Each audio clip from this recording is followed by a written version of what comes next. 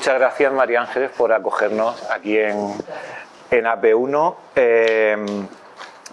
que bueno, es un espacio que nos gusta mucho. Yo ya soy fijo, repito, parece que estoy en sueldo. Y nada, vamos a hablar hoy de esta exposición de Eduardo Balanza, Radio Vanitas, y de algunas cuestiones en torno pues, a las ideas que están detrás de la exposición, las ideas que la exposición nos hace pensar y muchas cosas que están en el fondo de los intereses de Eduardo y también de mis intereses, que en el fondo al final un trabajo siempre es una colaboración y en este caso creo que es una colaboración de intereses conjuntos. Por eso pues a mí me interesa o me gusta mucho la obra de Eduardo porque me alude muchísimo a mis intereses, que son pues eso, la obsolescencia, el fin de lo tecnológico, la memoria el fin de lo analógico, perdón, la memoria de la tecnología, la música, la tecnología precaria, el trabajo con cosas como de tecnología supuestamente avanzada a través de metodologías artesanales, ¿no? Cosas que a mí me interesan de toda la obra de Eduardo, que cuando me propuso pues hacer este proyecto, que fue cambiando y iba hacia otro lado y al final se quedó en este proyecto, fue casi una colaboración, también el darle forma a eso, porque la obra de Eduardo es inmensa, va por muchos lugares, y considerábamos que esto en un espacio como este, pequeñito, pues tenía que ser como una muestra, una cata muy pequeña del trabajo de Eduardo, ¿no? Que al final pues llegamos a la conclusión de que de toda su obra quizá lo que podía funcionar aquí pues era esta reflexión en torno a la tecnología analógica vinculada con la reproducción de sonido, con las cintas, con la reproducción magnética, y esa idea de la vanitas que me la sugirió él en una conversación. Esto se iba a llamar al principio, iba a estar vinculado siempre desde el principio con la muerte, porque la idea era que se acercaba a Todos los Santos y que esto iba a ser una especie de Halloween, tecnologías espectrales, tecnologías muertas que habían desaparecido. Y se unía a una performance en directo a lo de la radio, ¿no? La posibilidad de hacer un programa de radio en directo. Sí, la radio de los muertos, algo así. Como que lo espectral, lo difunto estaba muy presente, ¿no? Y en una conversación y en un cruce de email apareció la cuestión de la vanitas, de la naturaleza muerta, que es un proyecto en el que también está trabajando que va a virar esto hacia otro lugar, ¿no? Y empezamos a darle vueltas a la idea de que en realidad esto y lo que estaba trabajando Eduardo tenía que ver con esa idea de la naturaleza muerta del barroco, que es un poco lo que aparece en el texto que escribí como hoja de sale, que no le voy a dar muchas vueltas, ¿no? Pero que es esa idea del barroco de que todo pasa, salvo el alma, ¿no? Todos los bienes terrenales se descomponen y el memento mori, el recuerda que eres mortal, la idea de la vanidad, ¿no? De cómo todos los bienes acaban pues bueno, desapareciendo y que lo único que queda al final y que nos hace humanos es lo intangible o el alma, ¿no?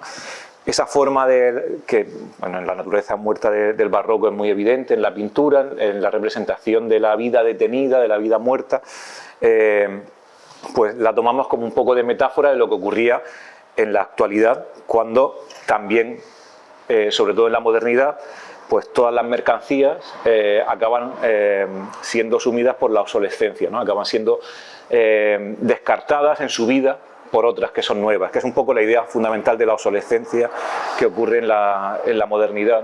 La modernidad es la invención constante de lo nuevo, el tiempo nuevo acelerado, que va produciendo constantemente objetos descartados, pero que siguen viviendo, que siguen funcionando, ¿no? Cuando uno va dejando los teléfonos que no funcionan, las consolas que no funcionan, los sistemas de reproducción que no funcionan, sino que son sustituidos por otros, que siguen funcionando y que nunca han desarrollado su potencial completo, ¿no? Simplemente son como una promesa que se corta decía que no citas a Benjamin, pero lo voy a citar, ¿no? Como dice Benjamin, ¿no? Siempre hay una promesa de felicidad en cada uno de los objetos tecnológicos que se queda a medio porque lo sustituimos antes de explotarlo del todo, ¿no?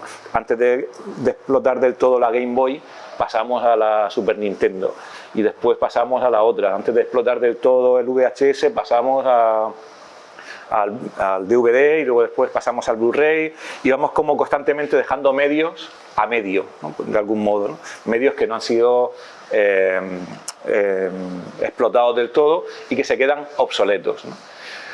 Y cuando un medio o una tecnología se queda obsoleto, se queda obsoleta también la experiencia que hemos tenido de esos medios, ¿no? Que es un poco también lo que Eduardo ha trabajado en su obra, ¿no? La memoria que lleva aparejada cada una de las tecnologías, ¿no? En este caso, la memoria que lleva aparejada la tecnología vinculada con las cintas de cassette, con todo el mundo de lo analógico, que no es solo una tecnología, sino que es un modelo de experiencia, ¿no? Cuando experimentamos la tecnología de la cinta analógica, experimentamos también una materialidad, una relación con los objetos, con los cables, con las carcasas de las cintas, con la tactilidad, con la experiencia táctil, la experiencia auditiva, ¿no? Todo eso se pierde cuando cambiamos a otra tecnología cada vez más inmaterial, ¿no? Y eso es algo que a Eduardo que ahora hable si le ha interesado o no, pero que yo pensaba que es una de las ideas que estaban como en toda su obra, ¿no? El interés por la memoria material y experiencial que está detrás de la tecnología. Y entonces, cuando una tecnología se abandona, cuando una tecnología muere, muere también algo de nosotros, ¿no? Algo de esa memoria y de esa experiencia que ha estado vinculada a esa tecnología, ¿no? Entonces, y en conclusión, y ya no me enrollo más con esto, ¿no?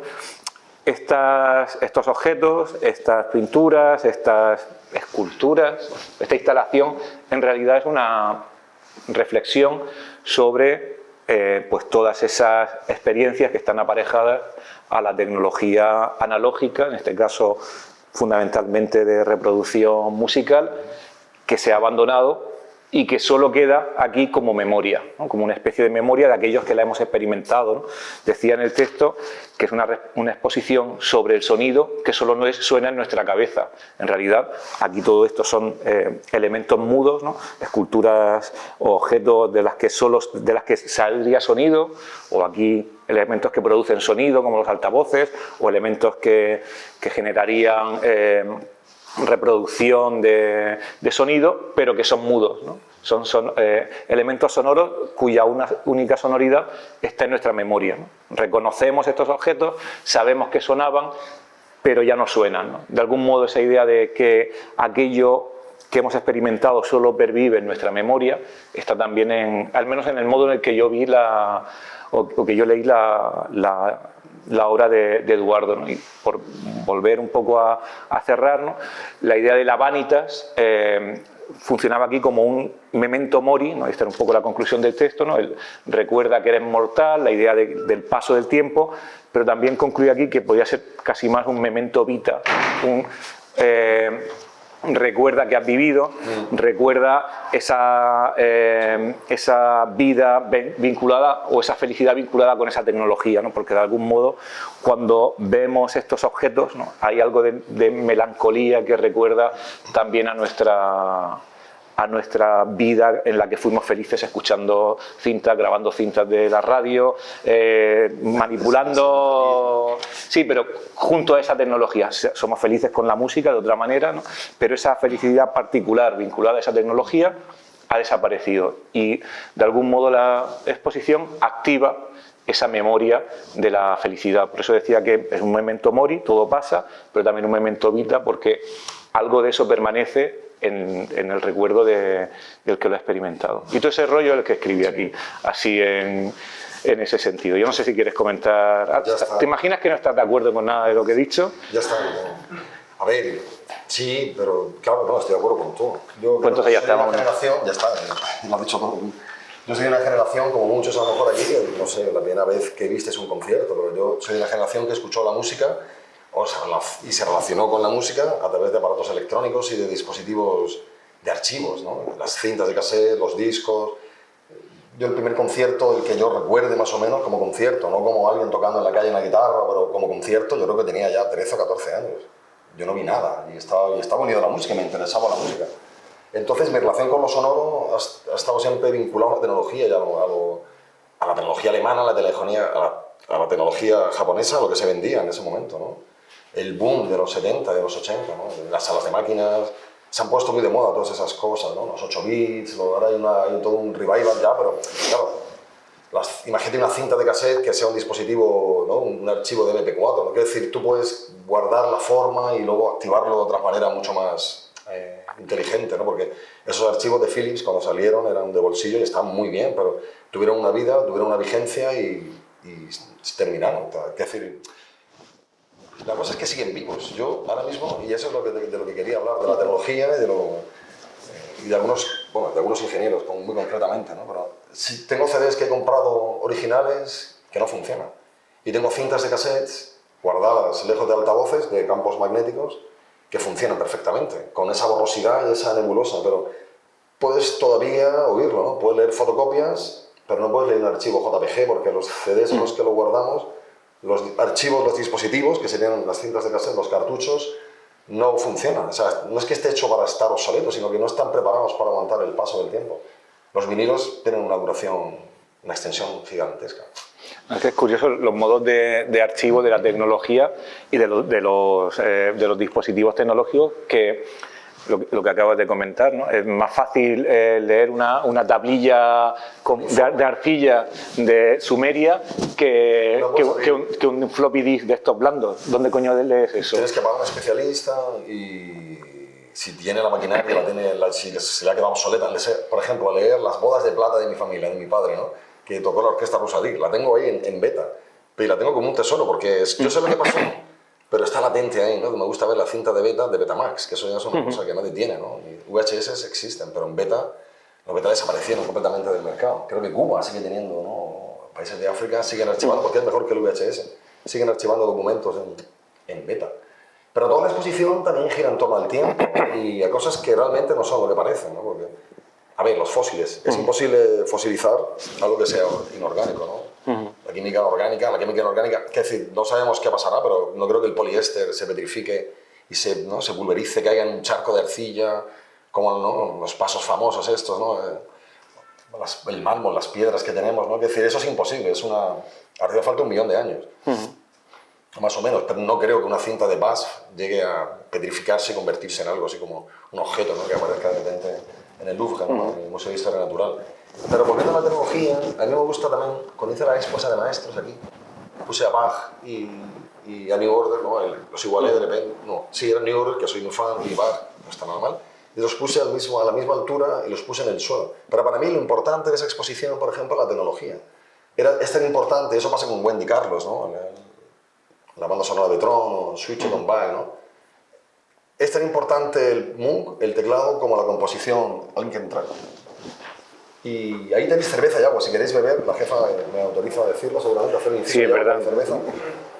Entonces, de repente, creo que es tan importante los estudios de grabación como los compositores. Esto me ha costado más de un pescozón, pero lo sigo manteniendo porque me parece muy importante que hay personas que se dediquen a la ingeniería, o sea, que haya editores y que haya gente que escriba, que haya gente que fabrique pianos y gente que los toque. Creo que es tan importante el constructor de los pianos, el organero que hace los órganos, como el organista, ¿no? que nos toca.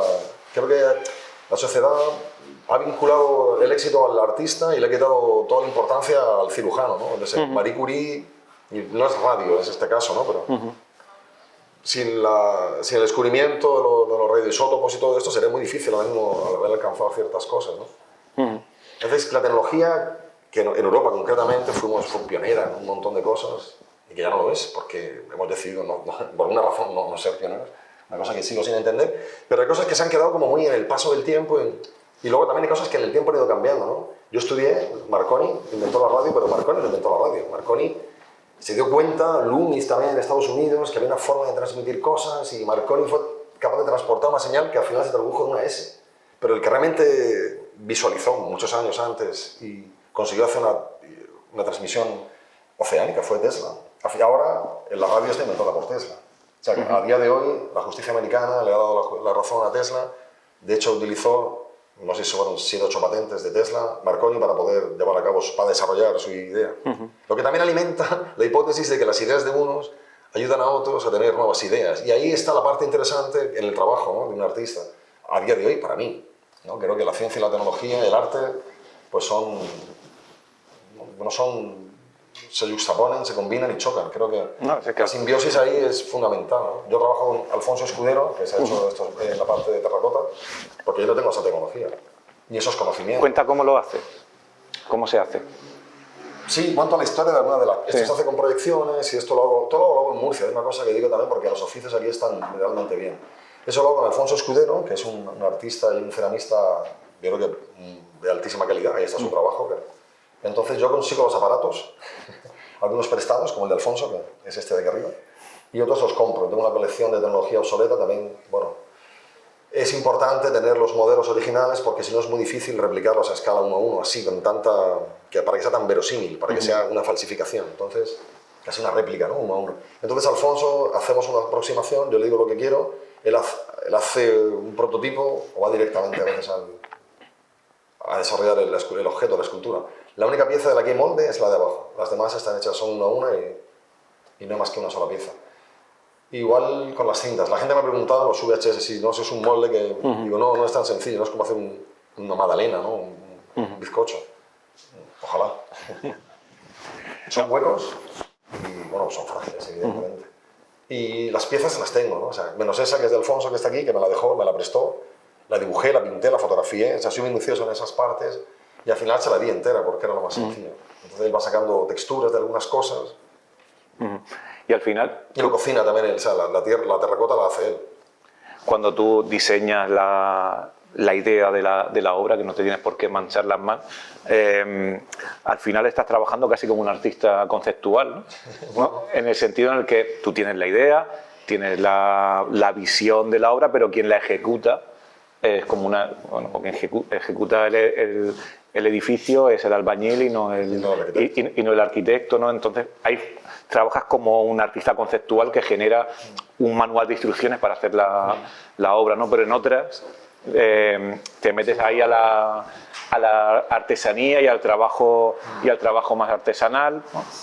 Entonces estás como siempre moviéndote entre las dos cosas, sobre todo porque al final cuando hablas de lo analógico es una tecnología bastante manual, ¿no? Es incluso la construcción del órgano, al final trabajas siempre como en colaboración de las cosas que no sabes, que no puedes hacer, ¿no? La estantería no la tienes por qué hacer tú, ¿no? Y las cosas que realmente sí que haces con las manos, ¿no?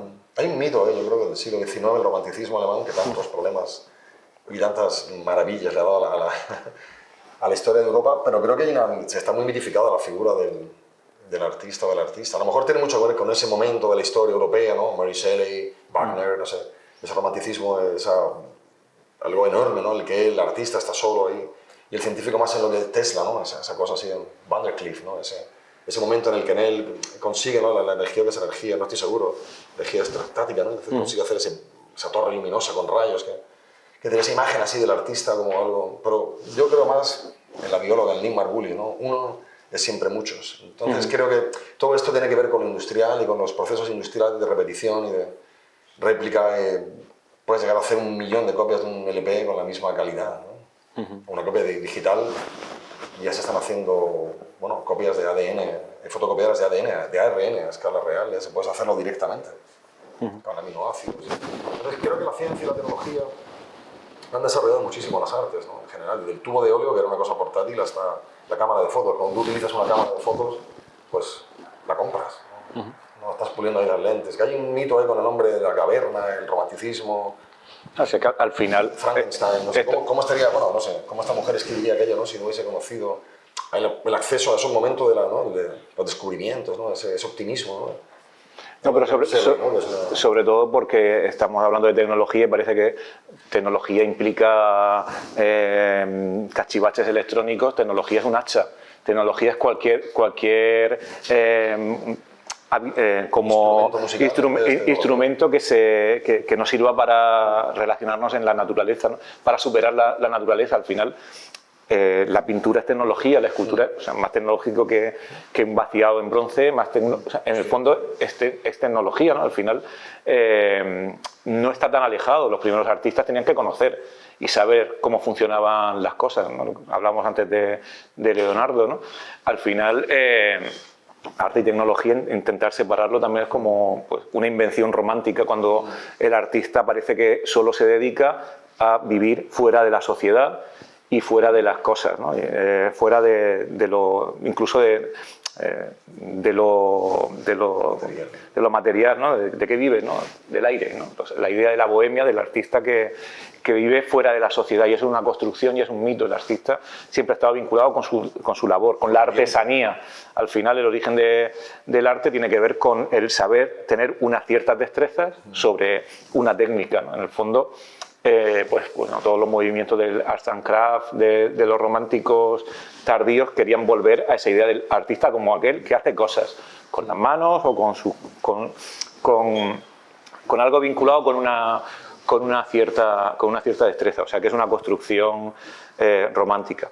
Pero bueno, quería preguntarte una cuestión, volviendo al principio de la tecnología y algo que has comentado de que en la actualidad hay como mucha tecnología o muchos aparatos que regresan a esa tecnología analógica, esa idea de las cintas que leen MP4 y que leen cosas y que se conectan a Spotify, el cassette que se te conecta a Spotify directamente y que puede reproducir archivos digitales, ¿no? Y entonces quería ir a uno de los peligros que tiene tu obra, que yo veo que puede, no un peligro, sino que puede ser una lectura errónea vinculada con todo esto que está pasando, pero que creo que tu obra la salva, que es la cuestión del fetichismo, ¿no? El fetichismo por la tecnología del pasado, ¿no? El fetichismo como vinculado o insertado dentro del capitalismo, lo que se llama el capitalismo de la nostalgia, ¿no? El capitalismo emocional que utiliza pues, esto que hemos hablado antes de la nostalgia por esa tecnología que hemos abandonado para que vuelva, pero bajo la forma de la mercancía avanzada, ¿no? Pues la funda de móvil con la que parece que llevas la cinta de cassette, ¿no? El vinilo que se conecta a esto, al wifi, la Nintendo, tal. Entonces, es como, eso lo llaman algunos tecnostalgia, ¿no? Los filtros de Instagram que te hacen que la cosa parezca todo eso, ¿no? Tecnostalgia, que es pues como ese mundo desechado vuelve al presente bajo la forma de la moda y bajo la forma de la mercancía, ¿no? A diferencia de en tu obra, que creo que esa es por eso no creo que tu obra sea fetichista, que vuelve bajo otra forma, ¿no? Bajo el dolor, ¿no? La nostalgia, y lo ponía en el texto, tiene como dos maneras de entenderlo, ¿no? La nostalgia conservadora y la nostalgia productiva, ¿no? El término nostalgia, que viene del griego nostos, que es como hogar, y algia de dolor, lumbalgia, que es lo que tengo yo, pues hay dos maneras de entenderlo, ¿no? Los que ponen el énfasis en el nostos, ¿no? En el hogar, reconstruir de nuevo aquello que se ha ido, es la nostalgia conservadora, sobre todo de la política, que quiere reconstruir la grandeza del mundo pasado, la grandeza del imperio, volver a los valores, es decir, reconstruir el nostos. Eso es la nostalgia conservadora. Y luego está la nostalgia que enfatiza el algia, ¿no? El algos, que es la nostalgia que enfatiza el dolor de aquello que se ha ido, ¿no?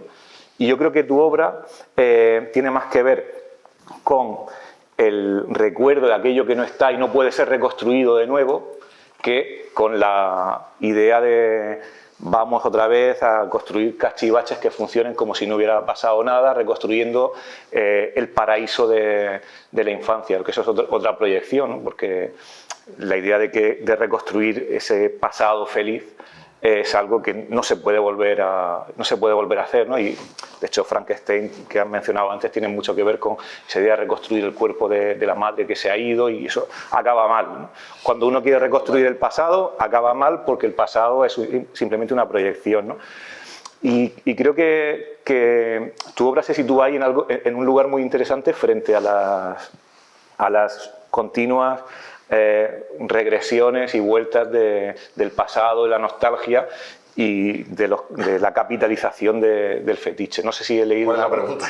No, si estás de acuerdo. Si al final yo no te pregunto si es por ver si tú lo ves así o lo ves asado. No entiendo la pregunta. Bueno, a ver, la respuesta que me ha venido a la pregunta que has hecho, nada más empezar, el párrafo es la música electrónica, las pistas de baile, los festivales, cuando empezó el Sonar, ¿no? La música electrónica iba a acabar con el vinilo y la música electrónica se acabó. Esto, it's over. Aquí el vinilo ha muerto y tal. ¿Y qué es lo que hace que la música electrónica, qué salva el vinilo? La música electrónica. O sea, Orbital, o sea, los DJs pinchaban, o sea, tenían Technics y pinchaban. Los primeros festivales hasta hace 10 años se pinchaban. Incluso menos, se sigue pinchando en vinilo, ¿no? Ahora Pioneer, hay platos, hay cosas ya con una memoria, lo llevas todo en un archivo y lo mezclas igual, de hecho. Pero es muy curioso esa contradicción, ¿no? Cuando empieza la música electrónica, con los raves, con toda esa parte así del ritual, ¿no? La gente va a un festival, la gente va a bailar, no hay una tecnología de CDs desarrollada que está ya empezando, bosteza y falla muchísimo. De repente, cuando vas a ver festivales y vas a ver a, no sé, Jeff Mills, vamos a poner uno de los grandes de la música, Jeff Mills pincha en vinilo. Vas a ver a Daft Punk y tienen sus máquinas y tienen máquinas analógicas, porque no fallan.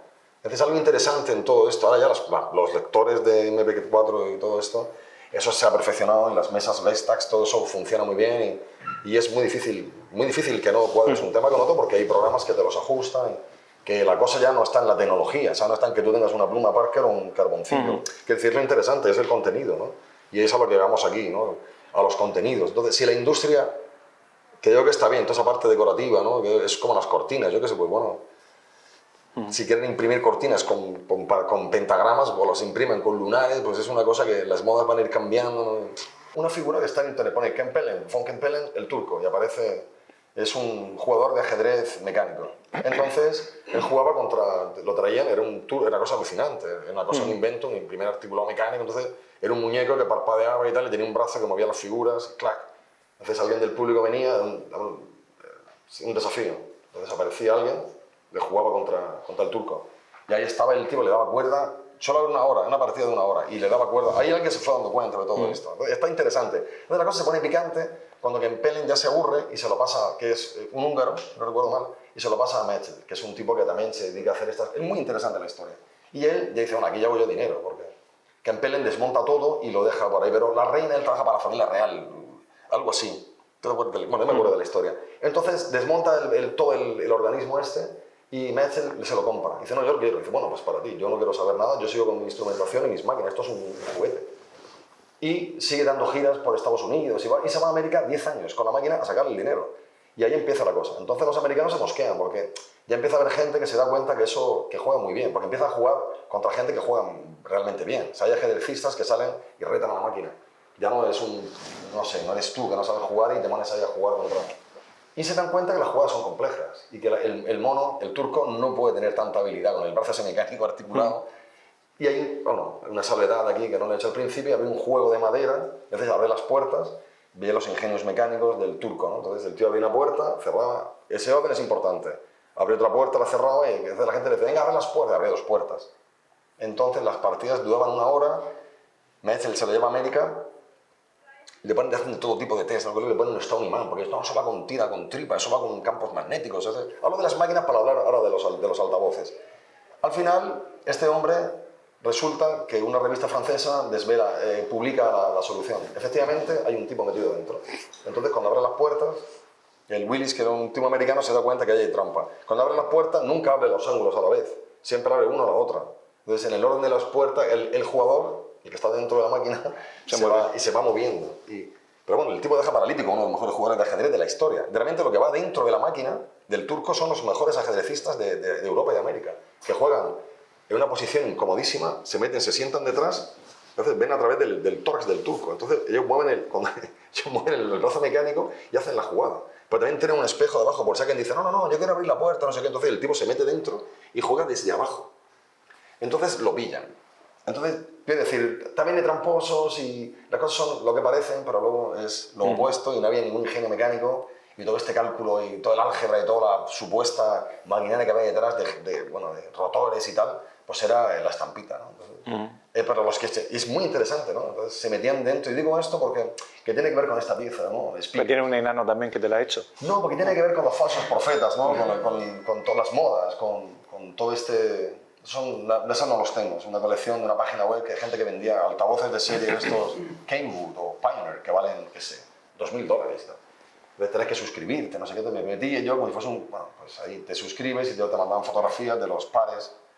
Y me gustaba la idea de los altavoces, ¿no? Como la idea, el concepto de altavoz, ¿no? Una cosa que la credulidad del ser humano, ¿no? Cómo somos tan inocentes, ¿no? Cómo la tecnología parece que va a morir, luego aparece una versión y una beta y que funciona mejor que la anterior y dices, joder, sí. O al revés, la primera versión es la buena y lo que te van vendiendo luego, como la lámpara de Ikea, ¿no? Estas de solares, que las últimas no funcionan, duraron 6 meses en la primera, yo tengo todavía una.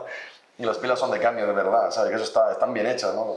Como los radiocassettes, ya hablamos de ellos, antiguos, ¿no? Que la tecnología era de verdad, eran minerales, eran receptores. Y esto, bueno, tiene que ver con esa metáfora de la credulidad del ser humano, ¿no? Todas estas trampas que tienen que ver con Kempelen, con las máquinas que sí que creaban, ¿no? Que eran realmente para navegar, para calcular, para reducir el álgebra lineal, ¿no? Es un follón estar haciendo cálculos para calcular no solo la navegación, sino un giradisco, las cuantas vueltas de las cosas. Pero esa pieza concretamente tiene que ver con ese tipo de fraudes tecnológicos y ideológicos, sobre todo, ¿no? Se amparan en lo tecnológico para poder... Los tiempos modernos. Hablando de la cinta de Fisher-Price. Me gusta ponerlas por parejas porque... Y tiene que ver con los bodegones, ¿no? Yo he estudiado, yo no vengo de las bellas artes, no he estudiado, y bueno, estudié fotografía y cine, guión cinematográfico, entonces me ha interesado mucho la tecnología. Y creo que, bueno, el bodegón, que es una cosa que sí he estudiado, sí me ha interesado mucho, ha ido saltando desde la cueva esta, creo que en Egipto, ¿no? La cueva de Genna, tú eres historiador. Sí, pero de Egipto no me lo... No fui ese día. Hay un bodegón allí con unos peces y unos platos y unas peras, todo así en una perspectiva, ¿no? Sin perspectivas, plana completamente, y ahí, pues bueno, desde ahí hasta los bodegones modernos de iPhone, el último modelo, o sea, mañana saldrá un modelo de iPhone o de Samsung y eso se vende a través de una fotografía. Entonces el bodegón, la publicidad ha sustituido al bodegón en la penosa labor de tener que ir transmitiendo el zeitgeist, ¿no? Un poco el espíritu de cada tiempo a lo largo del tiempo, porque si estos ponían peras, ¿no? Faisanes, algún instrumento, luego cráneos, ahí va variando, ¿no? Los modelos van... Pero es interesante cómo la publicidad ha sustituido y se ha apoderado de ese lenguaje visual tan poderoso y lo sigue exacto, es los mismos efectos, es el mismo truco visual y la misma... Entonces las cintas me interesaron mucho porque siempre que ibas a veces a casa de alguien, tenía, en la época, tenemos muy pocos discos, tenías cintas, ¿no? Entonces las tenías ahí garabateadas. Yo me acuerdo que había mesas llenas de cintas, ¿no? Y no sé, no todas las casas, pero las casas de los colegas, tengo una cinta, ¿no? Te copiaban la cinta de Mengano. No teníamos pasta para LP, o sea, uno compraba un LP y yo me lo copiaba y lo copiamos ese disco, bueno, no sé, no estaba tan prohibido, ¿no? Lo de copiarse un disco, era como... Y la pregunta no sé si es esa. No. Fisher-Price. No, por ejemplo, toda la serie, no del Fisher-Price. De cartón, sí, esa es Fisher-Price. Sí, está un poco inspirada en rosa. Yo soy también daltónico, tengo problemas con los colores, pero... No, decía tu serie de cintas, que es algo también como muy característico tuyo, de varios tamaños, ¿no? Pero siempre como cajas de luz, ¿no? Y estas en particular son como una escala mucho más reducida de las que hacías las otras, a escala mayor, ¿no? Entonces, quería preguntarte por la relación con la escala, ¿no? Sí, claro. Las escalas, la primera está hecha a escala de un radiocassette gigante, que es una pieza que la hice para el Rendezvous. Eso es, sí, no me acuerdo por qué hice ese radiocassette. Hice un Panasonic de 5 metros por 3 de cartón, que es un material que aquí no está, por cierto, que utilizaba muchísimo. Y entonces hice un radiocassette gigantesco porque había una performance que se hacíamos con discos de... Heidi. Heidi, ese relato de centro europeo que los japoneses cogieron y ese tótem del friquismo, es una niña que va por descalza, el abuelo, el Pablo, la abeja, porque se hace mayor, imagínate, esa mujer del bosque aquella, la sociedad, en fin, que era como una cosa, una enfermedad mental, vamos, era imparable, o sea, eso iba a ser un fracaso total, ¿no? Entonces yo, basándome en ese fracaso de Heidi, hicimos la performance. Y la cinta estaba en escala de la puerta, los actores salían y entraban, y luego ese cassette lo utilicé también para los maestros, para llenarlo del santuario, lo llené de referencias de la música electrónica y clásica y tecnología, mucha tecnología. Entonces estaban hechas a escala. Están hechas a escala de esas grabadoras, los dictáfonos, que son esos que tú grababas que eran los de periodista, que eran así. Es un poco, digamos que hay algo en mi obra que se reconoce a través de estas cintas de cassette. Es una especie como de fetiche, de producto que se produce. Yo lo hago en Murcia, con JSL, digo los nombres de las empresas con las que trabajo porque no tengo que... Hago los prototipos, hago los planos, los rectificamos y los... Para mí las cintas, antes de la música, sirvieron al mismo tiempo para grabar información. Antes, las primeras computadoras que teníamos eran en BASIC y de pequeño tenías que programar. No éramos mini programadores todos porque no había Windows, no había ventanas. No era ni MS2, era anterior a MS2. Y tenías que poke, go to, barra, poke. Y tenías que familiarizarte con eso. La información, todo lo que hicieses, los juegos que tenías que te copiabas de tus colegas, con ese ruido infernal que tenían. Y que luego había que rebobinar cuando acababa, claro, para empezar otra vez. Efectivamente, hay que rebobinar. Entonces tenías que grabarlos en cintas de cassette y tenían que ser cintas de valor, es decir, cintas de cromo, de ferro. Tenían que ser cintas que almacenaran, que perduraran en el tiempo. No pueden ser las baratas, tenían que ser buenas porque invertías mucho tiempo en escribir para aquellos libros que eran un follón. Luego tenías que las líneas de código cambiarlas. ¿Alguien viene aquí de la programación, sabe algo de programación? Estoy familiarizado con los códigos. Vale, pues ahora es sencillísimo. Python sería un poco el hermano mayor, ya el evolucionado de BASIC.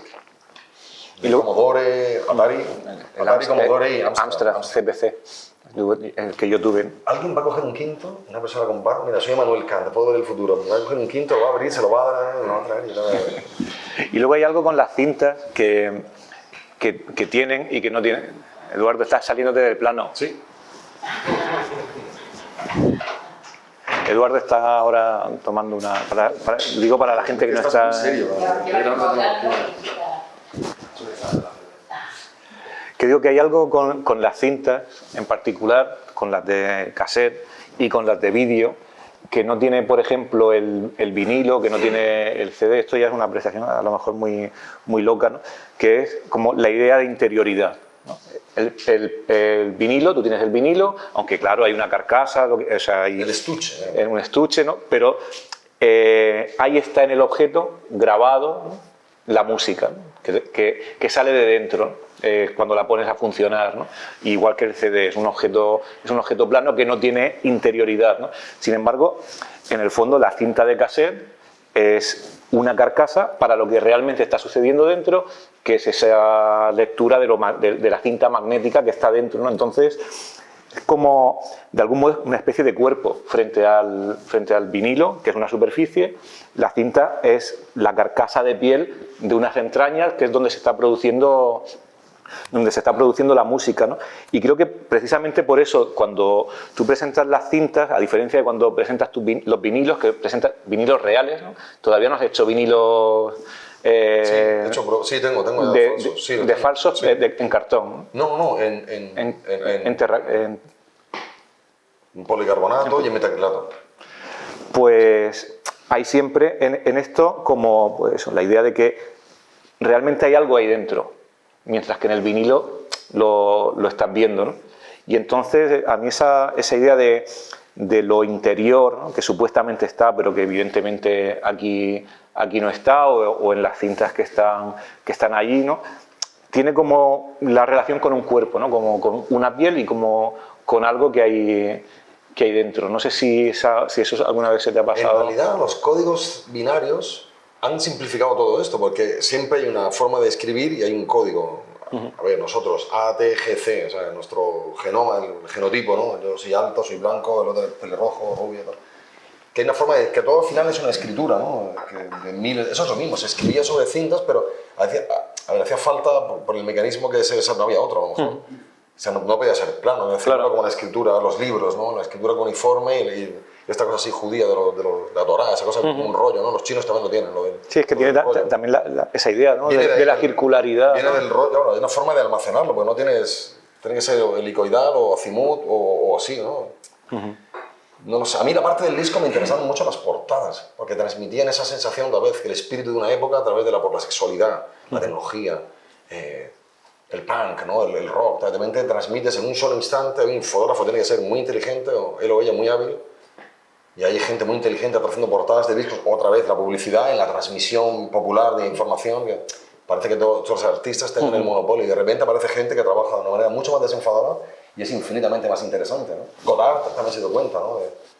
de algo así, ¿no? Que era como, ostras, aquí hay las postales, ¿no? De repente esa peli creo que es Una mujer es una mujer, que cuenta París, no me acuerdo si es que hace tantas pelis, Godard tiene tantos filmes, que de repente es capaz de contar con unas postales, ¿no? De una secuencia, te cuenta un viaje entero, ¿no? Y lo hace a través de con esa grandeza opresiva que tienen las postales, ¿no? Que tienen ese poder de como un tótem, ¿no? Todo ahí metido, Madrid, tacatá, París, Sucutru. La portada del disco, ¿no? La portada del disco es capaz de sintetizar a veces en un solo golpe, hasta que la música electrónica eran de un barroco que era desbordante, o sea. Yo le hago la música electrónica y dijo, no, yo pongo aquí Amber y pongo una foto y fue una limpieza, fue como, hostia, ¿qué hay? Madre mía, qué gusto, ¿no? Yo el bacalao este de aquí de la ruta baja. Tengo una buena colección, por cierto. Entonces, a mí me interesaban y me interesan mucho las portadas. Pues las portadas tienen también esa ingenuidad punky que yo a veces inyecto en la obra. Que aquí no está. Bueno, que aquí no está, pero que... No, que no está. Podría estar en las paredes forradas de exposición, forradas de discos y lo haríamos... Estaremos hablando de lo mismo, a través del bodegón, de la imagen, de cómo la publicidad, de cómo transmitimos una idea a través de una imagen, de cómo no hay nada, todo es silente, no hay sonido, que por fin ha resaltado, ¿no? Hoy ha pasado una cosa interesante, más anecdótica, sigo así a tiempo presente, eso que no existe, y he ido al Conservatorio Superior de Música a hablar con Pilar Beltrán, que es una pianista fabulosa de aquí de Murcia, y he entrado a ese edificio que está en el malecón, el Masotti Litel, no el del cuartel de artillería. Ahora mi vida gira en torno a los pianos y a los órganos. Me encanta esa transformación. Y he comido en la terraza de fuera. Y yo me acordé que de pequeño tenía un pequeño patio al lado. Y de repente yo me acuerdo que de pequeño había unas casas abandonadas. Y cogí un montón de madera, de panel, que alguien había tirado ahí. Entonces construimos unos malrollos en la marquetería en el colegio, ¿no? Y construí el ejercicio de marquetería, aquí lo horroroso, que eran unas rombas, un follón. Y hice un piano. Digo, hostia, qué fuerte, ¿no? Yo hice un piano churripuerco que lo tiré a la basura. Así, mal cortado, con marquetería, lo pegamos con barniz y tal. Le dimos barnices de pegamento, o sea, algo rápido. Era como ponlo ahí con fiso, una cosa cutre y tal. Pues se quedó perfecto, ¿no? Con el boli big ahí, triqui. En fin, las octavas estaban más grandes y más pequeñas. Y cuando he ido ahí, digo, ostras, entraba por digo, ostras, yo estuve aquí de pequeño, cogiendo madera, no robándola. Mi madre me dijo, ¿dónde has sacado eso, Eduardo? ¿Cómo tienes tanta madera? No, lo he encontrado aquí. Y era más o menos en el espacio la recepción del Masotti Litel. O sea, que no has cambiado tu obra desde entonces. Me di cuenta que al final tengo los mismos problemas, tengo las mismas obsesiones, hago los mismos recorridos, el tiempo va cambiando. Te hablo de esto porque como esa paradoja del tiempo y del espacio también de Einstein, ¿no? Cómo uno se puede ir doblando y dice, bueno, pues aquí estoy otra vez. No sé, somos la única discoteca abierta en la Vía Láctea, la Tierra, o sea, no hay nada más, no hay ningún ventorrillo ahí, no hay dónde ir, o sea, eso es lo que hay, tío. O sea, la venta Ganímedes. No hay ATGC, no hay ningún asteroide que traiga en su interior una semilla, eso es mentira todo, o sea, al final estamos los mismos ahí haciendo lo mismo hasta que cambies y tal. De poner metafísico aquí, metafísica de taberna, pero volver a entrar a ese espacio ha sido como entrar a un espacio en el que ya no estaba nada, ahora hay otra cosa mucho más interesante que es un conservatorio y gente dando clase de piano, de percusión, muy interesante el lugar, muy pequeñito, con una escala japonesa, ¿no? Como, está hecho a escala, una cosa tierna, no sé, yo quiero estudiar aquí, con 50 quiero ponerme a estudiar piano, ¿no?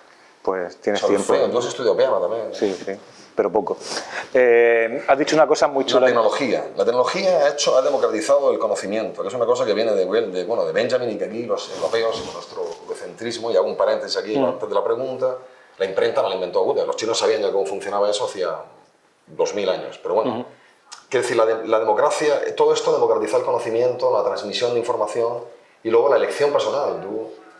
Con todo lo que conlleva, porque te puede bloquear, ¿no? Lo que sucede cuando entras a una tienda, ¿no? A comprar un vaquero nuevo. De segunda mano es más fácil, porque hay dos. Pero cuando es un par de ropa nueva es imposible decidirse por una... Todo esto ha democratizado el consumo de información y también el conocimiento. Yo he entrado en González Palencia a pedir una factura y digo, madre mía, es imposible. O sea, todo esto es lo que una persona toda su vida leyendo, lo que pasa muchas veces. Podría estar dedicándole 6 horas al día, podría leer todo lo que está en esa tienda. Y tiene que tener 80 años. No te da. No te da, es imposible. Digo sin novedades, o sea, cierro las puertas, me pongo a leer, o sea, me siento y digo, a ver, por aquí, traca. Son 25 o 30 vidas, no da. Creo que lo que puede leer un ser humano a lo largo de su vida son 5.000 libros, como mucho 10.000 a 6 horas al día. Si no sales a cenar y te lo llevas como Javier Castro, cogido debajo del brazo. la pregunta, que no quiero que se olvide porque es una idea que está presente también cuando hablamos y que está presente en la obra y que la acabas de mencionar, que es la idea del tótem, ¿no? Lo que has comentado, ¿no? Que de algún modo hay algo de monumento, de tótem, lo que volvemos un poco a la idea de memoria, ¿no? De monumento, de algo que está ahí para recordarnos algo que ya no está, ¿no? En la idea del tótem, ¿no?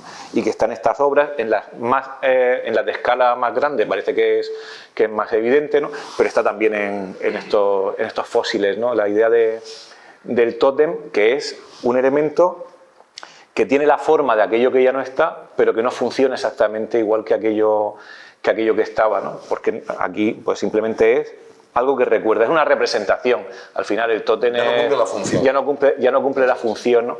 Y eso, yo la primera vez que vi tu obra, más que al tótem, a lo que me recordó fue a lo que en la Polinesia se llamaba los cultos de cargo, que escribí en algún texto, ¿no? Que es pues esta serie de tribus que cuando, creo que era en la Segunda Guerra, o en la Primera, en la Segunda Guerra Mundial, cuando llegaban los aviones dejando comida, ¿no? Pues las tribus empezaban a coger pues, la Coca-Cola, todo lo que echaban, y de repente los aviones dejaron de venir porque se acabó la guerra, y entonces empezaron a construir como elementos rituales para invocar a esos dioses. No sé si habéis visto la película Los dioses deben estar locos, ¿no? Que juega un poco con eso, ¿no? Como, el otro que tira el botellín, ¿no? Sí, para intentar que esos dioses de la prosperidad volviesen. Para ellos eran dioses los que venían y tiraban y tiraban la comida gratis. Entonces construyen pistas de aterrizaje para los aviones, construyen aviones, construyen torres de control, pero que son simplemente pues, cosas hechas con bambú, cosas que parecen tecnología, pero que son solo la forma de la tecnología, ¿no? Para ellos es magia, ¿no? De algún modo, cuando una tecnología no sabemos cómo funciona, es magia, ¿no? Simplemente están invocando a esos dioses y surge una religión que se llama los cultos de cargo, lo estudia Marvin Harris, el antropólogo, ¿no?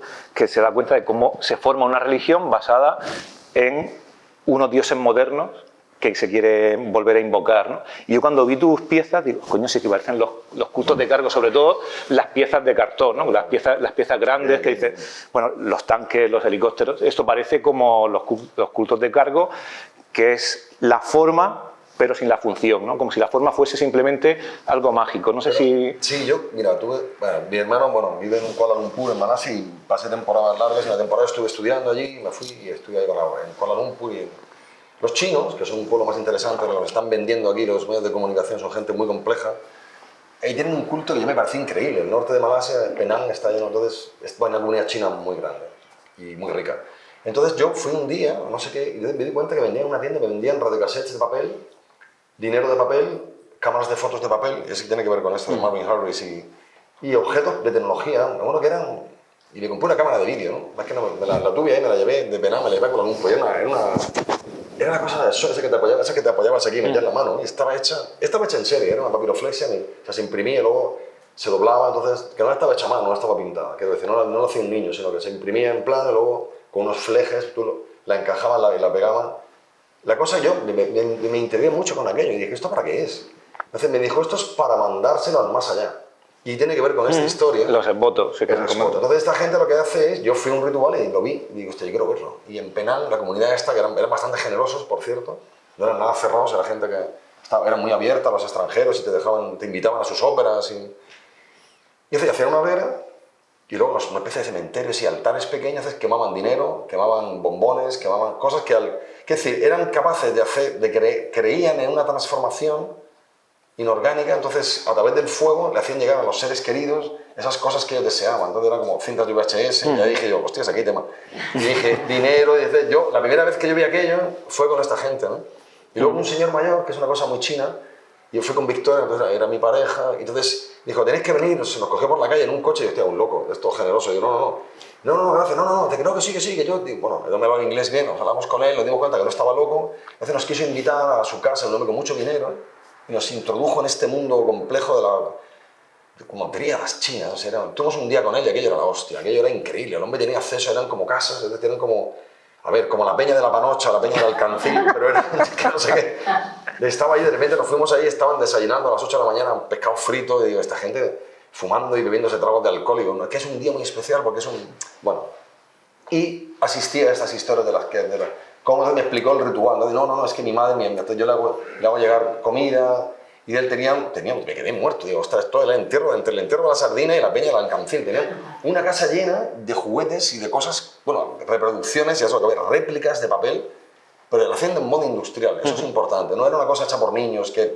no eran artesanos, luego había las que estaban hechas a mano, pero era una cosa que se comercializaba, y tú comprabas 20 VHS, 2 coches Mercedes, y mediante el fuego dedicaba a tu madre y a tu prima, ¿no? Decía, yo pienso en ti, quiero que estés bien en el más allá, te mando...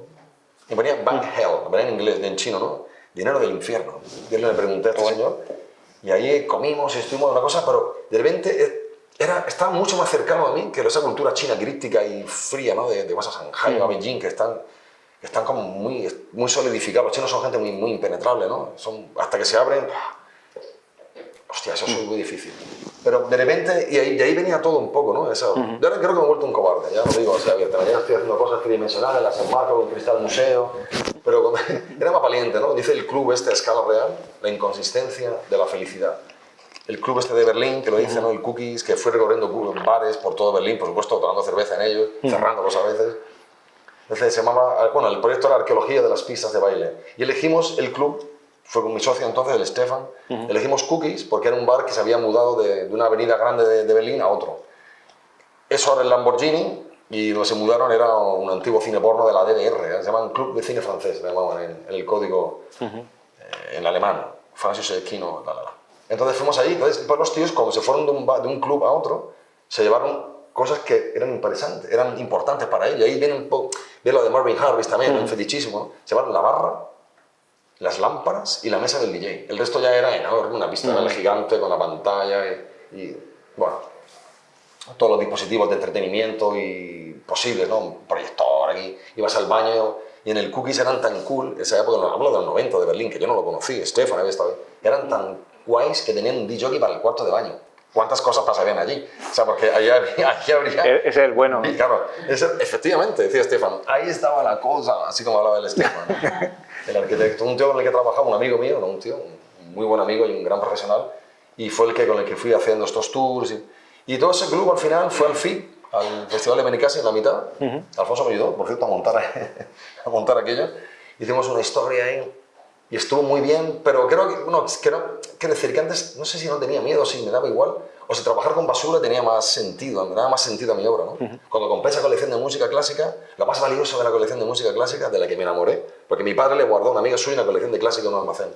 Y yo abrí las cajas y lo miraba todo, claro, no podía, había como, no sé, la colección de clásica que tengo, no sé, ahí había eran, no sé, 8.000 vinilos que le compré, luego vendí una parte, pero lo más interesante de eso fue, y ahí empecé con las portadas de los discos. La mujer me regaló, aquí tengo esto que no te interesa, y eran 2 cajas así, como ese sofá de poliespán, unas cajas de cartón llenas de música terrorífica, ¿no? Eran como, a ver si lo describo sin faltar al respeto.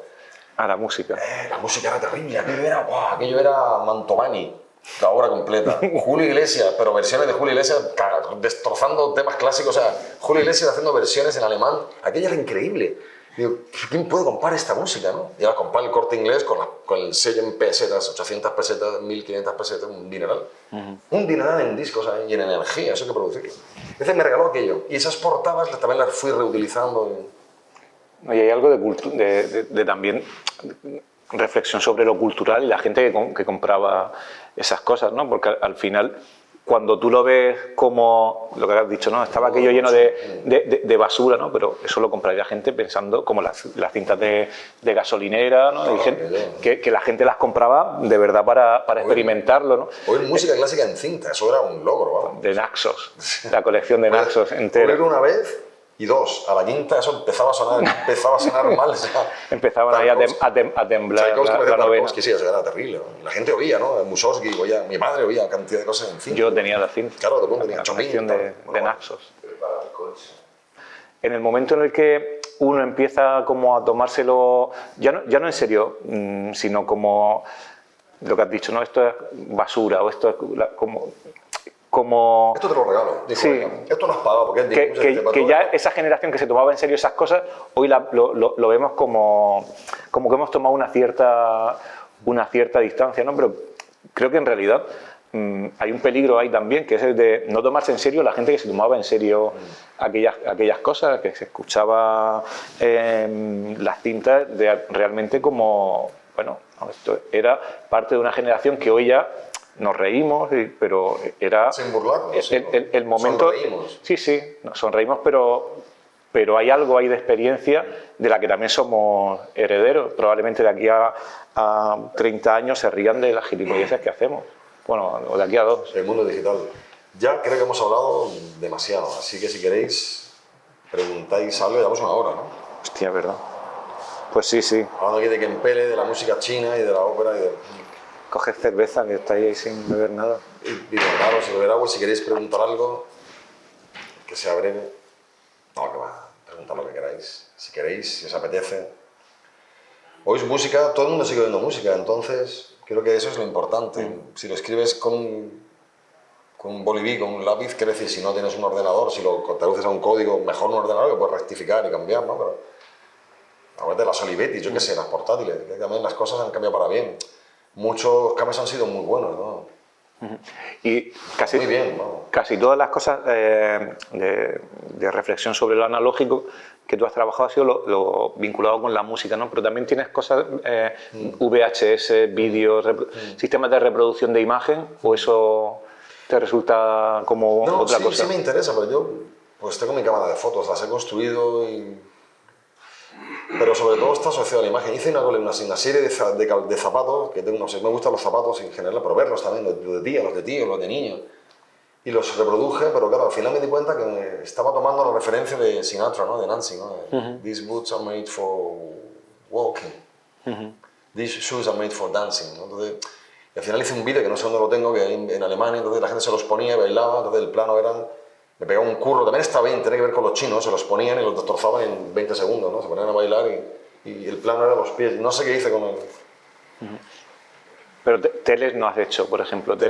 Hice una cosa por encargo, para Eduardo del Fraile, para su web, para una cosa que quería hacer. Hice o DVDs, o... No, me interesa más la terracota. O proyectores, ¿no? Porque como que también hay... Cámaras de se puede, sí. El trabajo con lo analógico, con la tecnología de reproducción también está como en la parte de la imagen, pero a ti te interesa más la música, ¿no? Montar, como esos bodegones, o sea, montar los sets, comprar la tecnología. Estoy trabajando con traperos de Maús, que con Javier, un amigo, trabaja ahí, entonces le he pedido que a lo mejor pues, puedo alquilarlo como atrezzo, ¿no? Como una peli. Me puedo llevar, que tiene unas cámaras Ikegami, esas antiguas, que eran de Umatic. Entonces, no tanto hacerlo en terracota y en papel, como de repente hacer todo el set y imitar a Panasonic, copiar ese lenguaje visual fabuloso que tenía Sony. Los japoneses son los mejores, la verdad. Me gusta más que los alemanes y mucho más que los americanos. Los japoneses son los maestros de esa estilización del objeto, de repente, ¿no? Ahí las cámaras se cruzan, ¿no? Como ese armamento, ¿no? De colores oscuros, siempre brillantes. Hacer eso para poder proyectar fotos para luego trabajar sobre ellas, ¿no? Ahora estoy ideando un proyecto que es el palimpsesto, que tiene que ver con poner las cintas, fotografiarlas, imprimir la fotografía, pintarla, volver a fotografiarla, hacer un prototipo de cartón de esa fotografía, pintar los prototipos de cartón, volver a fotografiarlo. Esa fotografía, volver a pintarla, volver a fotografiarla, imprimirla, volver a pintarla. O sea, que esas dos cintas acá pasen sin ser de terracota. Que pasen por todos los elementos. Por todos los ciclos posibles. Además, exhibir de la fotografía original de Panasonic o de la foto que he hecho yo, porque también tengo una colección de fotografías que es bastante sencilla, de las colecciones que tengo de las sencillas, hostia, menos mal. Y tengo un montón de cosas que entonces, a lo mejor empezar con la foto original de Sony, de Panasonic, en mi versión, la fotografía pintada, la vuelta, el prototipo de cartón, la fotografía del prototipo de cartón, la impresión de la fotografía del prototipo de cartón, pintarla otra vez, maquillarla, romperla, volver a hacerla. A lo mejor la serie, pues, ir dando una vuelta ahí, creo que es muy obsesiva, pero tiene que ver con el consumo, ¿no? Esa cosa que tiene que ver con los ciclos del agua también, ¿no? La naturaleza sucede permanentemente, ¿no? Pero no somos capaces de hacerlo porque hemos inventado cosas que son, bueno, en fin, que contaminan, ¿no? Que no hay manera de reutilizar el metacrilato. Y la última, y yo creo que ya con esto acabamos, porque lo has comentado ahí y me ha venido el flux del armamento, has dicho algo que parecían pistolas las cámaras, ¿no? Y que durante un tiempo también te interesó bastante la cuestión armamentística, los tanques, el imaginario bélico, incluso la idea de un ejército de terracota de esto, ¿no? Entonces, esa relación entre la tecnología musical o la tecnología de entretenimiento que nos divierte y nos hace felices, y la tecnología bélica que nos mata y que nos lleva a la barbarie, está también como muy presente en tu obra, ¿no? La relación entre violencia y entretenimiento, ¿no? Entre felicidad y guerra, ¿no? ¿O no? Sí. Ah, pues ya está, vámonos. Sí, ya está. Bueno, es algo industrial, los tanques se hacen en serie. Los tanques no se hacen uno a uno, se van haciendo, se le da forma al acorazado, se diseña y se van ensamblando, y son cadenas ¿no? Como un avión. Es decir, hay técnicos que se le van ensamblando las orugas, las torres, la parte eléctrica, los cargadores, todo eso. ¿Y llevarán radiocassette los tanques? Es una gran pregunta. Llevan radio. ¿Llevan de hecho, radio? la radio se utilizó durante la Primera Guerra Mundial, se utilizó con éxito. A ver, uno de los ejemplos más tristes de la radio es lo que pasó en Ruanda, ¿no? Lo de la radio Mil Colinas. El supergenocidio, la guerra entre los Tutsis y los Hutus, que el conflicto se decidió a través de la radio. Está muy bien documentado, hay un documental maravilloso sobre Radio Mil Colinas, que entonces como ahí están las cucarachas, ir a por ella, y el día que el nombre del locutor, de hecho, le cayó una condena de bastantes años, fue un incitador, o sea, incitó al odio contra, se llama Interahamwe o algo así, los que mataban juntos, algo así. De esas matanzas se orquestaron a través de la onda hertziana, ¿no? de la radio. Es increíble el poder de la radio. Ahora parece algo secundario, lo sustituido de Internet, ahora son los trolls, el odio, ¿no? Funciona a través de grupos de presión que están orientados y enfocados hacia Internet, pero hasta hace relativamente poco tiempo era la radio el instrumento de difusión del mensaje. No, sin la radio no se puede explicar. La Segunda Guerra Mundial, la idea de que Hitler llegue a tu casa, la voz del Führer que te arenga directamente también en tu casa. La BBC, Hitler is dead, ¿no? Hitler ha muerto, o sea, como, hostia, tío, se acabó el coñazo, la paranoia nazi esta, ¿no? Nos tiene a todos aquí. Entonces, la tecnología militar, sí, simplemente, Internet es tecnología militar. Los pañales vienen, bueno, la aeronáutica, pero sí, tiene que ver con los tanques también, los rusos. Toda tecnología tiene su origen en la guerra. Civil, pasa primero por desde la montura del caballo. El papermate, ¿no? El peppermint, esas cosas de escribir, esos bolígrafos te permitían que luego los americanos dijeron, no, los rusos dijeron, si nosotros llevamos lápices, no hace falta inventar un bolígrafo. Pero el pañal es un invento, o sea, se perfeccionó en el espacio, porque la gente tenía que... En fin, dar muchos ejemplos, pero puede ser muy difícil, ¿no? Orinar y eso. Claro, el pañal es decir, muchas de las cosas... Ya veo Internet como es el más clásico, pero hay muchísimas cosas, en óptica, en lente, en comunicación... Energía nuclear, todo. Sí, no me meterme en la parte tan mortífera, pero cosas que han pasado en la industria, el Gore-Tex, esos textiles, ¿no? Que utilizamos que te permiten calentarte y transpirar. Hay un montón de aplicaciones, bueno, no sé cuántas, miles, y primero se prueban ahí. O sea que la industria militar está muy bien. El tractor, y es como el huevo y la gallina, el tractor y el tanque son primicas hermanas. Entonces, la misma tecnología, que, ¿no? la misma motricidad, otra potencia con otros fines, es la que se utiliza para arar. Que sería... La primera herramienta conocida es una flecha. Al final son herramientas para matar desde el principio. El teclado de Jaguar, que es el primer, ya hablo de tecnología y de informática otra vez, el precursor de de toda la computación contemporánea. Las tarjetas perforadas se utilizaron tristemente por IBM en Auschwitz, ¿no? en Birkenau, los alemanes lo utilizaron, se lo compraron la tecnología en los campos para poder tener recuentos de prisioneros y tal. Y se utilizó en su invento original, el teclado de Jaguar fue lo que hizo Dios, vamos a hacer en serie, vamos a tejer, ¿no? Y el textil de Jaguar hay uno en Valencia, hay un museo de la seda fantástico ahí en Valencia, tiene un poco tortera, pero tiene algunas máquinas y tienen un teclado de Jaguar y funciona. Y es una cosa increíble, porque va con todas sus tarjetas perforadas ahí, es como un animal enorme, ¿no? Es como un dinosaurio, un arácnido con todos los hilos, ¿no? Una cosa, es una máquina increíble, ¿no? Jolines, y aquí viene la computación, o sea, cómo tú almacenar, a través de que... Es muy interesante y no lo sé explicar, hay un vídeo en internet porque es muy complejo. El hilo pasa y donde encuentra algún agujero perforado, lo atraviesa y la aguja lo pilla. Y donde no hay, no lo... Pero es más sencillo verlo en una animación en 3D. Entonces, en muchas cosas de la industria militar, los tanques, el T-34, también Berlín, es que están por todas partes, ¿no? Memorial, los rusos. La avenida 17 de junio, de ahí lo saqué, ¿no? Lo hicimos en mi casa.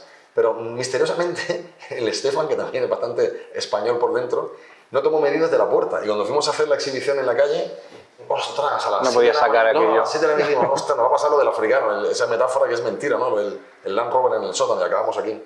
Que lo construyó y luego no lo podía sacar. Creo que es mentira, ¿no? Pues de repente dijimos, madre mía, hay que sacar esto ahora. El Stefan ahí, ostras, tío, pues es lo que hay. Entonces lo probamos y dije, mira, cabe. Cabía por esto, o sea, por un dedo en cada lado. Fue como, madre, la torre, ¿no? Fue como, madre mía, ¿verdad? No cabía por ninguna ventana. Y salió por la puerta, o sea, por la escalera, pero no hicimos ninguna prueba. No hicimos ninguna prueba. Y la oruga del tanque, lo que es el lateral, sí lo cortamos por la mitad esa misma mañana, ¿no? Porque era una furgoneta abajo, alquilada, y el equipo y todo, para hacer esa performance que se llamó We Take Berlin, ¿no? Y ya acabamos. Cogí el cartón en Alemania vale pasta, entonces un EDK, que es como un ultramarino, pero es una cadena que ha cerrado, por cierto, EDK. ¿O no? No, no cerró EDK, ¿qué coño? O sea, que eran las dependientes más antiguas de Alemania, estaban ahí con el pelo así cardado, con laca, eran increíbles. O sea, las dependientes eran como, guau, EDK. Era como un viaje en el siglo, era la DDR, pero en la RDA, una cosa. Y llegabas ahí y no te dejaban coger cartón. No, caen cartón. Papel, link. Porque entonces él te tenía y yo robaba el cartón. O sea, éramos como pegamoides. Entonces robamos el cartón para subirlo a mi casa para hacer el tanque este. Estuvimos ahí 2 meses haciendo las maquetas y no sé qué, los dibujos. El Esteban se iba por ahí y me quedaba ahí pegando cartón como un imbécil. Y hostia, qué putada, ¿no? Que voy a tener novia, ¿no? Que te vas a ir por ahí a bailar. Cartonero además. Absolutamente, sí. Obsesionado con el cartón y el papel. Y sí, hicimos un tanque, porque el tanque estaba por todo Berlín, el T-34. Bueno, pues con esta imagen del tanque, de tuya robando cartón, que me gusta más que la del tanque. Seduciendo a las dependientes del EDK. No sé si tenéis alguna cosa o queréis comentar algo. Si queréis comprar alguna pieza. Pues ya está. Pues que le compré el tanque de cerveza. El tanque lo tengo. El tanque lo tengo guardado. El de Berlín lo tiré a la basura. Pero el que hice en Murcia, con Pablo Lac, para arco y tal, ese lo tengo guardado aquí en un almacén. Bueno, lo tengo. Pues nada, pues habrá si que ir a montarse. No, sí, yo creo que... a montarse en el tanque. Bueno, pues yo creo que ya os hemos echado un poco la chapa, le hemos dado la chapa buena. Muchas gracias, hay cerveza y nada. Pues muchísimas gracias por venir.